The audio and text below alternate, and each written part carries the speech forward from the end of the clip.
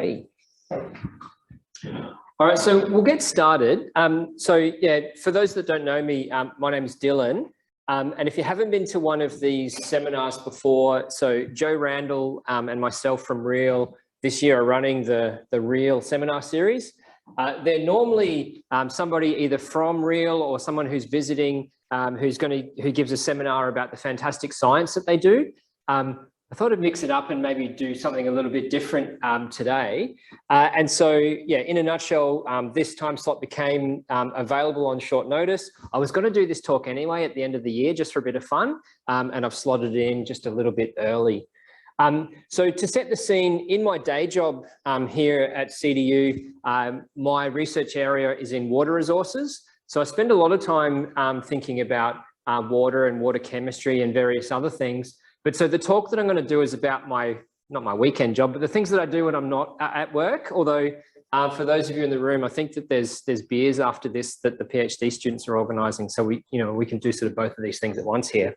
But so this is a talk that I've given a couple of times before, and it seems to be every 4 or 5 years or so an opportunity pops up and I sort of dust it off and give it again.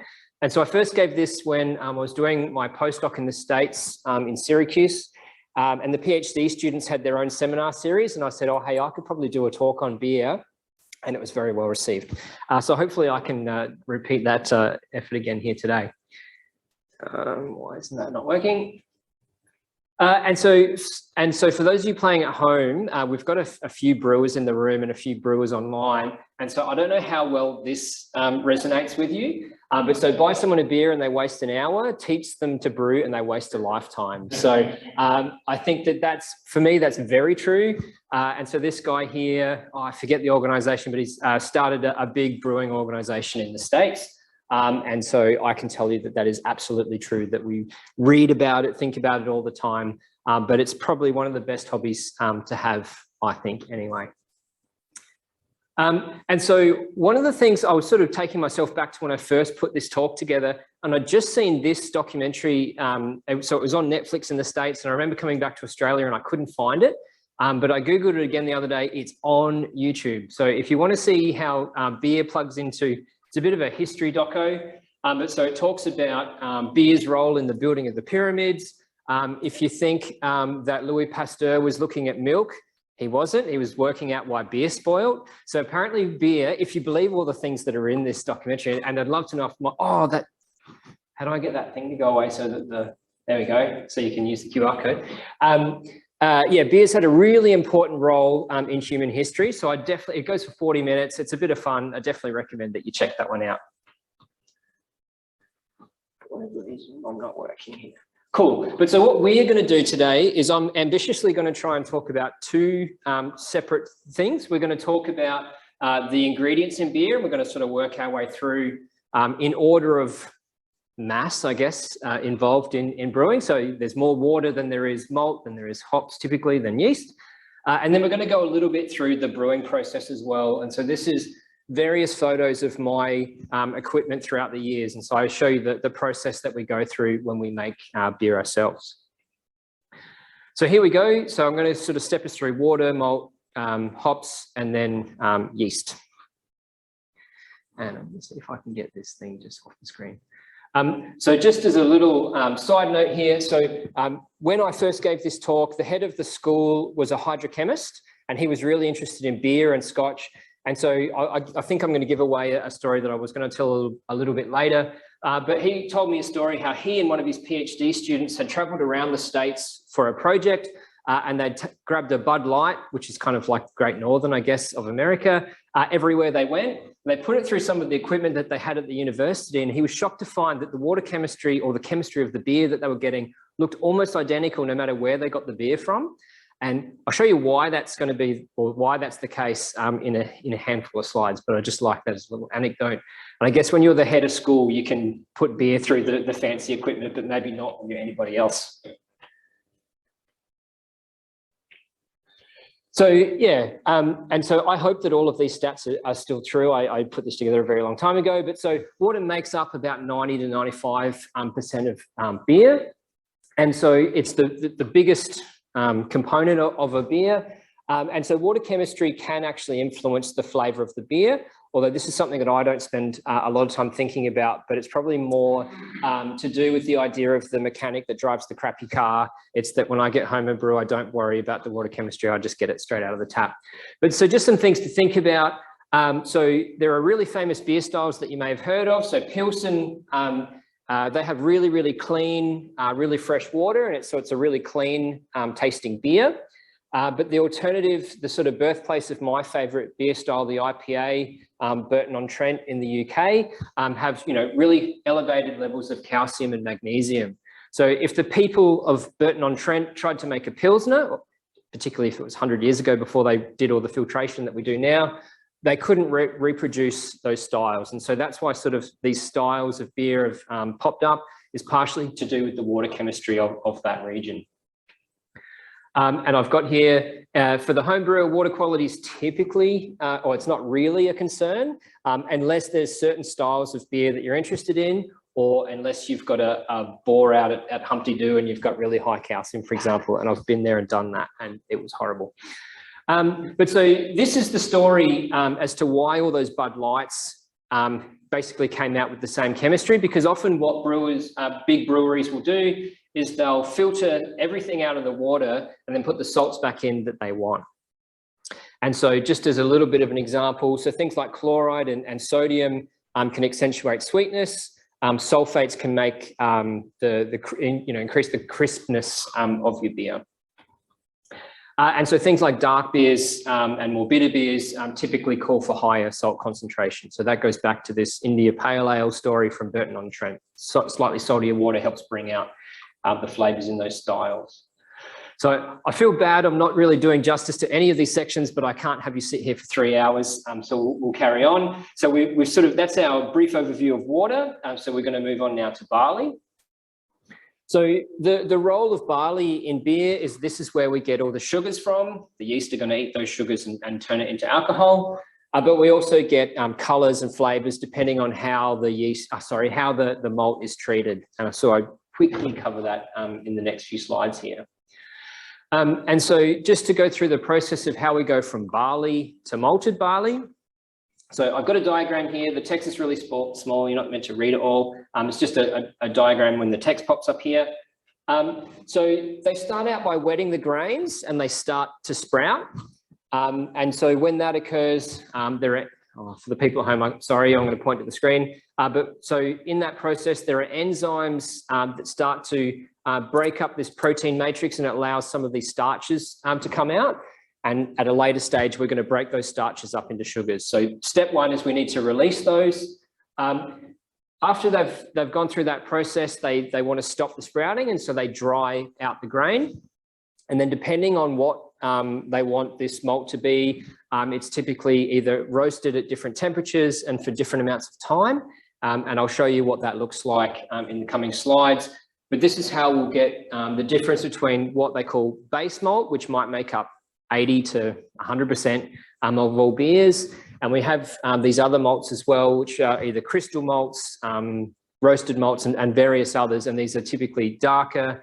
They're roasted and for various amounts of time and at various temperatures. But so this is what we're gunning for. This is what we want. We start out with these long chain starches. Eventually, we're going to chop this up and we're going to end up with these smaller maltose molecules, and that's what the yeast are going to go to town on and turn into alcohol. But what we're also going to get is a range of unfermentable sugars that the yeast can't turn into alcohol.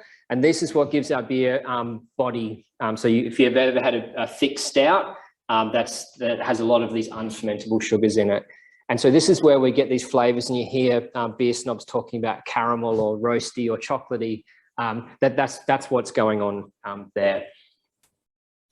So there are various types of malts, but most beers, well, all beers will have what we call a base malt, and this is what's going to make up most of the grain that you use. And so some of these that you might hear of is people talking about pale or ale malt, Pilsner, which again, this is for the beer style Pilsner. And then various regions around the world will have their own specialty base malt. So Maris Otter, which is from the UK, Munich beers, you can guess where that's from. Munich malt, you can guess where that's from. But so the vast majority of the beers will be mostly made up of these base malts.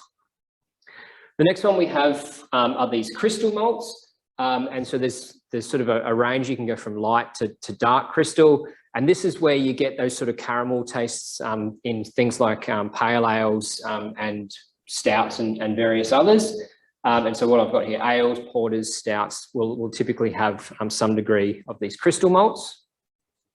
If they keep roasting a little bit more in that malting process, this is where we get these darker roasted malts. So things like porters and stouts, which are really dark. The kind of oddly named black IPA, so India Pale Ale, but it's black. But so people have started to call these Cascadian dark ales because it's a better name. And then dark wheat beers as well use these sort of more roasted malts. And then we also have things that are not barley based. So wheat, oats, rye, sorghum. So Sydney won the Explain Your PhD with a Beer competition by bringing a sorghum beer along, which I think is really cool. And no, I won't tell my horror story about using oats. Or I might do that later, we'll see. But one thing that often people find a bit amazing is that when you make a dark beer, you don't necessarily use a huge amount of those roasted grains. You're using small amounts. It might be 10%, 5% of the grain bill is made up of these darker, more highly roasted grains. And so I've got an example of what a pale ale grain bill might look like compared to a stout. So we're not using huge amounts of roasted grains when we make these darker beers, use them very selectively. So apologies for the overuse of exclamation marks in the next few slides, but I really love hops. I like hoppy beers. I really love hops. I saw a story recently about that guys wish that girls would buy them flowers. The only thing that really interests me is these flowers here. And a picture of a wolf to remind myself. So the hops are called Humulus lupulus, and the name comes from the wolf, and it's because when the hops were growing in the wild and people first discovered them, they found them strangling other species with how they grow, and so apparently that's where the name came from. And so here's what hops look like growing in a farm. So they sort of stretch these out on these wires. These things can be 4 or 5 meters high. And so when I moved to Darwin, my dream of growing my own hops died because these are grown in cool climates, so in Victoria and Tasmania in Australia. So basically, they grow the flowers, they pick them. There are beers where they take them straight off the vine, I think they call it, and brew with them straight away, and they call those wet hop beers. But typically what they do is they'll dry them and either press them like I've got in the upper figure here, or what I use is the pellets. So they dry them, grind them up and make them into a pellet form. It just makes them a bit easier to work with. And again, sorry for I've got exclamation marks everywhere. I made this when I was in the States. That's why I've got USA. But so depending on where in the world these hops come from, they typically have different characteristics. And so when we talk about American hops, they might have been grown here, but they're sort of American style hops. And so often these have the description of sort of citrus or pine is the sort of taste that comes through with these. And so if you're into beer and particularly if you like hoppy beers, I definitely recommend you read the label. And I'm probably biased because I'm from South Australia, but Pirate Life is a really good one because they tell you all the hops and all the malts that they use, so you can get a feeling for what you like. But so some of these that people talk about as Cascade used to be the classic maybe in the 90s and early 2000s, but it's maybe considered a bit ho-hum now. Amarillo, Centennial, and one I really like is Citra. When you go to the UK, so these are typically have descriptions of, say, earthy is a word that you'll see used. And so one of the funniest words in brewing, fuggles, I just think that's a funny word. It sounds like it's from Harry Potter or something. East Kent Goldings is another classic. When we go to Europe, these are often called the noble hops. So this is sort of where hops sort of really started to first be cultivated and selectively bred. And so you'll hear, again, things like earthy, but maybe herbal or spicy. And if we keep going now to the part of the world that we live in, So sort of more recently, there's been a lot of development that's going on in Australia and New Zealand. They call these the New World hops. And so these typically, the word that people use to describe these is tropical. And so there's another variety from New Zealand called Nelson. Sorry for my pronunciation here, Clem, or do you want to help me out? Sauvignon. But yeah, it tastes like white wine grapes, apparently. But so Galaxy is kind of Australia's poster child. So it's a passion fruity sort of taste. And if you've ever had a Stone and Wood Pacific Ale, that's the only hop they use in that one. So you can have a go and see if you like it. But then various hops from New Zealand, and they're typically named after the town or city they're from. So Motueka, Ruaka, et cetera, et cetera. But so these really fruity hops, which are really cool. And so the question here is that what do hops and dogs have in common? So just the same way that we've selectively bred from wolves down to this little guy down here to poodles, cavoodles, and all the other weird and wonderful things that we've got, is that we can use selective breeding to sort of accentuate the properties that we really like. So this next figure that I've got here is really busy and it's pale and you can barely see it. But the moral to the story is if we're just looking at the relative height of the coloured bars. So in hops, there's a range of essential oils, and the one that gets me most excited is myosin, this sort of green one, but there's humulene, caryophyllene, and et cetera, et cetera. But so what you can see here, this is a massive diagram that I've sort of chopped up here, and I've just collected some American examples, UK and Europe. And just so you can see how, one, the amount of hop oils changes from those American ones, which have a huge amount of these oils in them, down to where things came from in Europe. But also the big one in the US, as you can see, there's more hop oils, but they really sort of accentuate this myosin, the green one here. And what I think is interesting, again, is if I say, I can read it, but so Cascade, Centennial, Amarillo, and then Citra from left to right.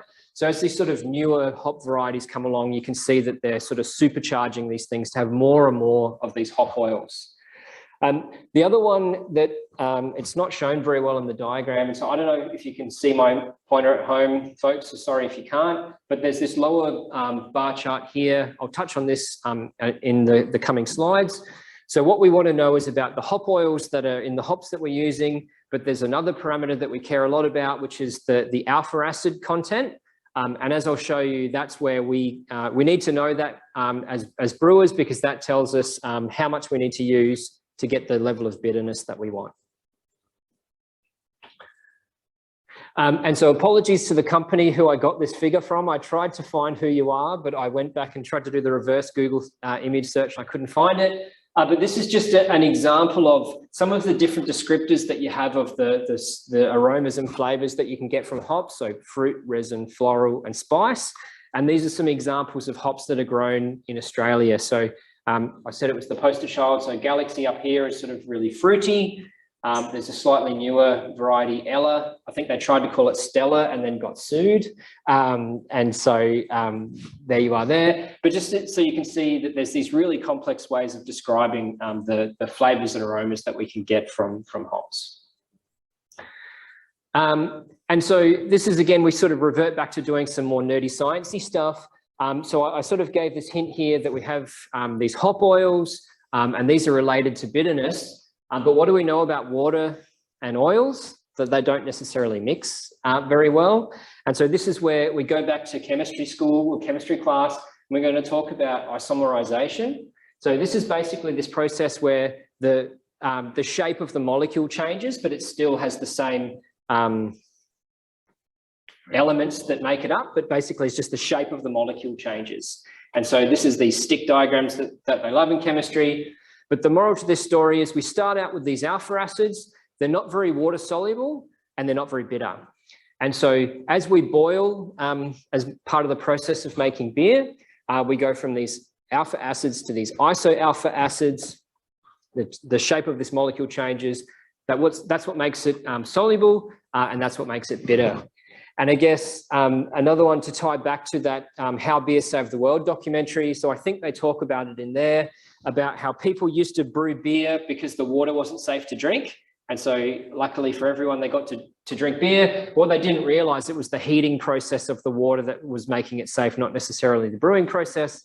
So what? Everybody got to drink beer for breakfast. So one of the things that, and again, this is a couple of pictures of some of my older gear. The picture on the left is my first ever brewing setup, my first ever beer that I made with my setup. And you can see that some idiot forgot to shut the tap, so we spilled beer everywhere. But the moral to the story is when we're working with hops, there's three things that we're trying to do. We're trying to get the bitterness level that we want for our beer. We can also get flavour and aroma, and that's basically how long we boil the hops for. So if you boil them for a long time, it's bitter. Not very long, you get the lovely aroma that's so exciting. And so people often tell me that through the brewing process, it doesn't look very nice. And so that's this example over here. You can see all that green stuff is just the hop pellets that have sort of broken out into tiny little particles. So it doesn't look great, but the final product is usually pretty good. And yeah, this is just a note for myself to say that this is my old gas-fired stuff. I think I've got various photos throughout the process with the newer electric setup that most people seem to be using these days. But so when we're talking about hops and bitterness, scientists like acronyms and metrics and ways to measure things. So for one, if you go down the page, there are various styles of beer here. But as we go across the scale here, we're looking at these international bittering units or IBUs. And again, if you're really into beer, often they'll list how bitter the beer is, or what the IBUs are. And so the guide that I always use is, I think, a Little Creatures Pale Ale is 39. So if you want to sort of calibrate up or down to what your tastes are, that's sort of the barometer that I use. I think there's a few things here that how this is calculated is contested. There's a few different methods, and some people feel really strongly about one or the other. I don't think that people's tongues are really that sensitive. I think you probably in 5 unit increments is what you can really tell. And then anything after about 100, you just know that it's really bitter and you can't tell the difference. So you could make it, I've seen 1,000 IBU beer, but you wouldn't taste the difference to 100 IBU beer. It's a bit academic. But so I've just got some examples of styles here. And I'm obviously a bitter person because I seem to like the ones here in blue that are at the sort of upper end of that scale. But again, this is one of these things why, particularly now that craft beer is sort of really taking off in Australia, that you can get a lot of these details on the can or the bottle now. So you can sort of calibrate what you like. So the last one here, yeast. So I have to admit that when I brew, I use a new packet of yeast every time. But what you can do, and what they do in commercial breweries, is they collect the yeast off the bottom of the fermenter, clean out all the dead yeast, and use this nice sort of white layer at the top of each of these jars here, and they can pitch that again next time. And so I really like this one. And so, Vanutha, I don't know if you're online, but I was talking to you about this. I forget what this is. I used to know. If anybody knows what that is, please let me know. But what yeast is basically doing is this maltose molecule. The story I really like is yeast eats the maltose. What does it do? It craps out ethanol and it farts out CO2. So they're the two main things that get produced in that process. So depending on what style of beer you're going to use, this is where you'll use a slightly different yeast. So ale yeasts, for whatever reason, like to hang out at the top of your beer as it's fermenting. And so styles where you'll have an ale yeast are things like pale, or anything with ale at the end, to be honest. So pale ale, India pale ale, but porter, stout, Weizen if you're into wheat beers, barley wine, brown ale, you name it. When it comes to lager yeasts, so for whatever reason, they like to hang out at the bottom of your fermenter when you're brewing. Lager yeasts typically need a much cooler temperature where they're happy and not producing off flavors. So things like lager, pilsner. Steam beer is an interesting one. That's Anchor Steam is the famous one there from San Francisco. So it's an ale style beer brewed with a lager yeast. We start to get into fancy things like bock and ice bock, where you freeze and scoop out some of the water to accentuate the alcohol. But the last one here is most commercial beers are using a lager yeast. So for me, in the beers that I typically make, yeast doesn't impart much of a flavour because I'm usually making really hoppy beers or really dark roasty beers. But so the one example here where the yeast plays a really important role in the flavour is in these wheat beers. So if you've ever had a wheat beer and you taste that banana sort of flavour, they're esters that are being produced by the yeast. They're not adding anything else weird into the beer. But of course, unless you live in Germany where they have their purity law, where you can only use the 4 ingredients I've talked about so far, particularly if you're brewing at home, you can put whatever you want in. So I've done coffee, fruit, chocolate, chai spices, mint, hibiscus tea, you name it. You know, if you're making it, you put whatever you want in there. And so this is what can make things a little bit interesting. And so that's the sort of the line of my ingredients. Now we're going to sort of switch gears a little bit and talk about the process. And so again, this is this picture of some old gear from my mate Jim's house. And I've got the word cooler here to describe this thing, because apparently Esky is incredibly racist. I didn't learn that until I was in the States. That's not a very good term, so I try not to use it anymore. But so this is where, when I find my mouse, we're going to be soaking the sugars out of our malted barley in our mash tun. I don't know why it's called a mash tun. I don't know if either of you guys know. No, excellent. I'm assuming tun is an old word for a container. There we go. Tun is an old word for a container. I believe it. I believe it. I've got no idea. You mashed it.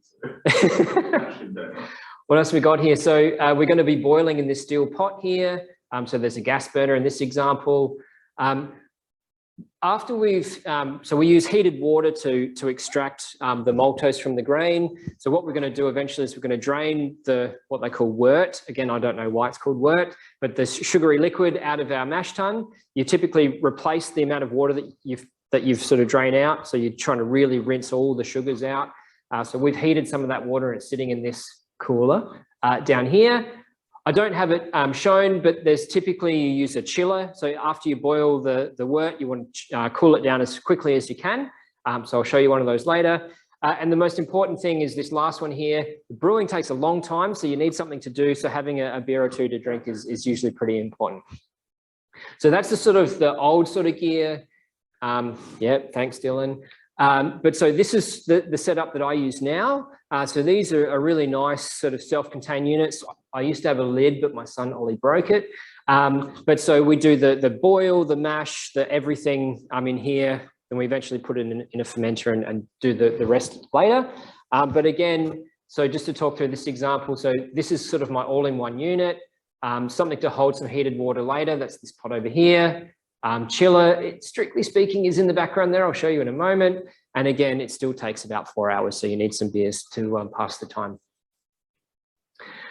So I've got sort of various iterations here of this was sort of the mash tun that I used to use. Now this is my electric setup.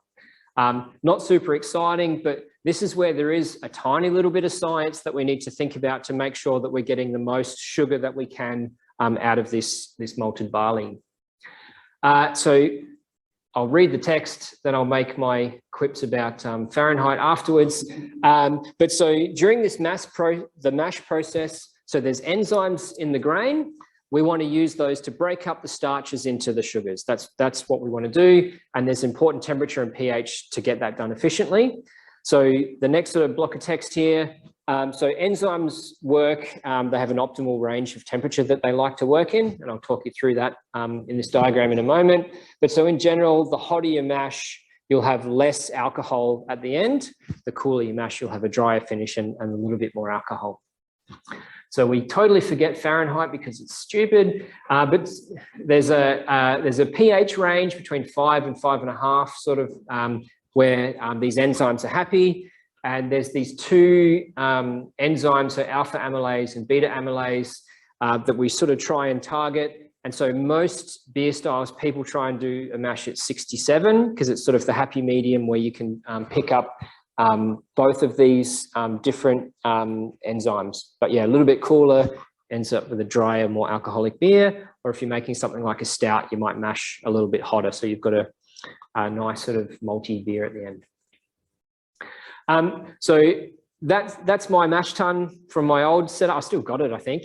But so I sort of made this with little bits of copper and a hacksaw. But so there's a really great book if you decide to get into brewing called How to Brew by John Palmer. And in the back of the book, I'm going to show you the figures in a moment, but he talks about spacing these pipes to drain your grain bed efficiently. And so I'm a groundwater modeler, and my office mate and I, when we did our PhDs, we actually set up a little groundwater flow model to test to see if John Palmer was right. He was. And yeah, so it's basically, yeah, what spacing do you use of those little pipes? They've got slots cut in it so that we can drain the grain bed efficiently. So these are the figures from John Palmer, and I'll just talk you through these. So this is this bed of our crushed up grains. They're saturated. So what we do is we turn the tap on, and the wort starts to drain out. We pretty much keep that water level constant. We want to have the volume that we drain out, we sort of put another one through just to make sure that we get all the sugars. The reason why it matters, the spacing of those pipes, is that if you have these two here, what you end up with is these really long flow paths, and it means you need to rinse more water through to get all that sugar out, as opposed to if you've got lots of pipes here, you basically get what we as groundwater people call piston flow, water flowing sort of one-dimensionally. So you're extracting the most amount of sugars that you can. And these new all-in-one systems sort of are more like this. There's basically just a grate on the bottom, so you get fully 1D flow. So that's a little bit of hydrogeology for you. I think I might have some more coming up soon. So we've done the mash. So we've basically extracted all the sugars from the grains. We've tapped it into our fermenter. Jim shut the, it was probably me actually. I shut the tap so that we're not spilling it everywhere. And this is where we will boil that wort, and typically an hour is what people will do, sometimes 90 minutes. The reasons why we do this, we want to boil off a little bit of excess water. I think there's sulfur and a few other things in the grains that we can boil off in this process too. But this is where we can start to let the hops do their thing. So we typically add some hops at the start of the boil to get the bitterness we want. And then depending on the style, you'll either add some maybe with 20 minutes to go and then some at the end. But every style is a little bit different. So here we go. So I'm a hydrogeologist. This is the bread and butter equation from hydrogeology. It's Darcy's law. And this is my horror story about using oats. So the backstory here is oats don't have the husk on them like malt does. So when you use oats, it gums up all the little gaps and it's really hard to drain. So I recently probably swore and cried and did lots of things because my beer wasn't draining, and I should know better. But anyway, so the story here is just to go, this is my discipline. So Q, flow rate, so cubic length per time. So I usually think in meters and days, but maybe we'll go centimeters and seconds for this sort of thing here. So cubic centimeters per second is Q. K is hydraulic conductivity. So that's basically how fast can a fluid flow through this grain bed in this example. A is this cross-sectional area to flow. This delta H is the difference in water level from the bottom of the this pipe here to the top. And L or Z, sorry, is the length of the grain bed. So the big one for me was by putting the oats in, I made this value here really small, and it meant that this took a long time, basically. So I thought I might do this. And so just to sort of show what this all means. So these are these electric setups. So you start with this pipe, it's got the grains in it, you lift it up, and then the wort starts to drain out. So the rate that drains out here is Q in this story. K is to do with the properties of the grain bed.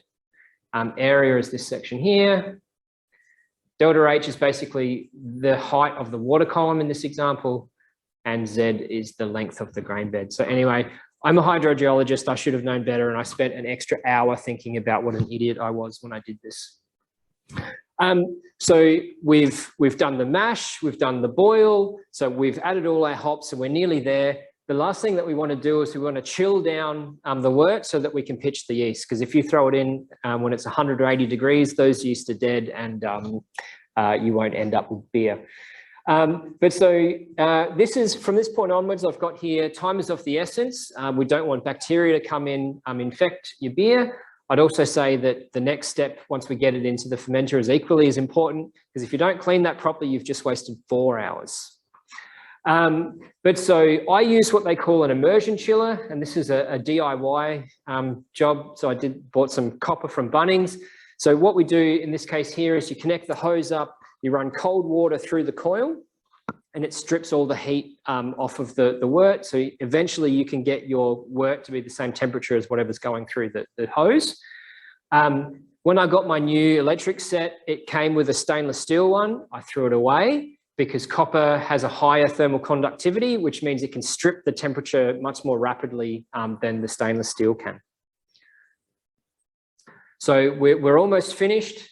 So what we want to do, we've chilled our wort down. We're tapping it into I just use a plastic fermenter. This is what I would call a Cooper's kit from the 2000s. I still use my first one that I ever got. So we want to tap that into our fermenter. We're going to add the yeast, put the lid on, and we're done. But the one last thing that we do is we can measure what they call the specific gravity of the beer before and after fermentation to work out how alcoholic it's going to be. So pretty impressive, guys, 1.08. This was a big one. So when we ferment, temperature matters. So if you're brewing an ale, between 15 and 20, maybe 22 or 3 degrees is quite normal, unless you're using these crazy Norwegian yeast, which I've just started using, which can happily brew up to 30, 35 degrees, so very Darwin friendly. And then lagers like it much cooler, so 7 to 13, these numbers can vary a little bit, but much, much cooler. Not that anybody cares, but there's an equation that we can pump the original gravity and the final gravity. So you can see here, this was, well, our valley was way down there somewhere before. So the difference in basically density before and afterwards, we can relate that to an alcohol by volume. So the lower this final gravity, the drier it's going to be. So 1.01. And then if you want a slightly, well, if it's a higher number than that, you'll have a slightly sort of higher mouthfeel, they call it. So it'll taste a bit thicker. So the fermentation process depends on the yeast, depends on the temperature, depends on what you're making, but usually about 7 days-ish. Often what I'll do is tap it from one fermenter into another because there's all this dead yeast and stuff on the bottom. I sort of want to give the beer a chance to clear up a little bit. And then the question is, we're almost there. So all of this slide is assuming that I'm back in the day and I'm bottling my beer. Now I've got a keg set up, so I don't have to stress too hard about this anymore. But if you're a home brewer, what you can do at the end is you can add a little bit of sugar to the beer, put the cap on, the yeast will eat that sugar, and that's what makes your beer fizzy. So we measure the fizziness in volumes of CO2. So, if you have a bottle, you take the lid off and all the gas comes out. If it was just gas, how much, how many beer bottles are we talking? And so I've just got a little sort of style guide over here. So wheat beers are usually really fizzy. American beers, less so, all the way down to English beers. Won't say anything about the temperature that they're drank at, but they're also lower in carbonation, fizziness. Yep, well, you don't have to worry about it if you keg. So that sort of was the home brewer's experience of how you brew beer. How things change commercially, I won't tease you, John, or get you up on stage, but scale is one of the things. But yeah, you can't just take a recipe from a home brewer and say, oh, well, the commercial thing is 50 times bigger, so I'll just multiply everything by 50. There's more to it than that. But so scale is a big one, but there's some other differences too. Oh, so I'm nearly finished. So when we talk big brewer,